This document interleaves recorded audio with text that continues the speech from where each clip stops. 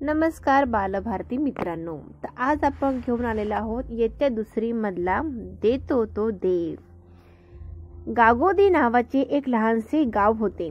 गावात मोजकी घरे होती. त्यातील एक घर विनूचे होते. घरामागील परिसरामध्ये आंब्याची फणसाची झाडे होती. उन्हाळ्यात त्या झाडांना फळे लागली. हळूहळू झाडे फळांनी भरून गेली. झाडावरील आंबे फणस पाहून ते खाण्यासाठी विनूने एकदा आईजवळ हट्ट धरला. विनूची आई म्हणाली, अरे किती घाई करतोस, फळे मोठी होऊ दे, पिकू दे, मग काढीन, तुला खायला देईल.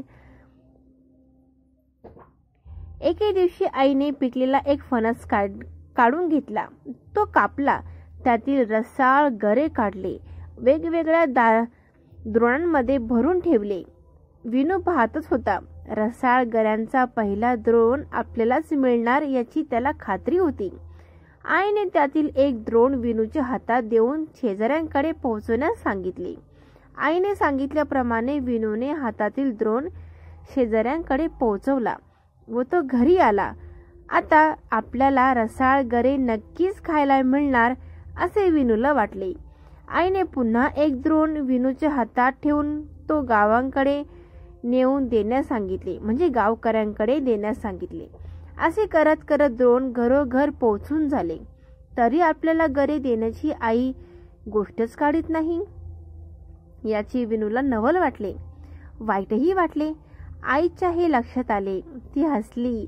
तिने विनूला जवळ बोलवले आणि अतिशय प्रेमाने गऱ्यांचा द्रोण त्याच्या हाती दिला.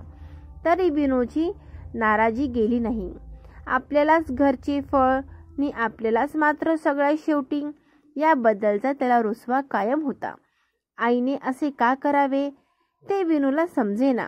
न राहून त्याने आईला विचारले, गावाला अगोदर आणि मुलाला शेवटी, असं का बरं? आता असं जर का आपल्याला केलं, आपल्याला हे वाईट वाटेल. तर जाणून घेऊया पुढे काय होते. आपल्या जवळ जे असतं ना, ते अगोदर इतरांना द्यावं आणि मग आपण घ्यावं.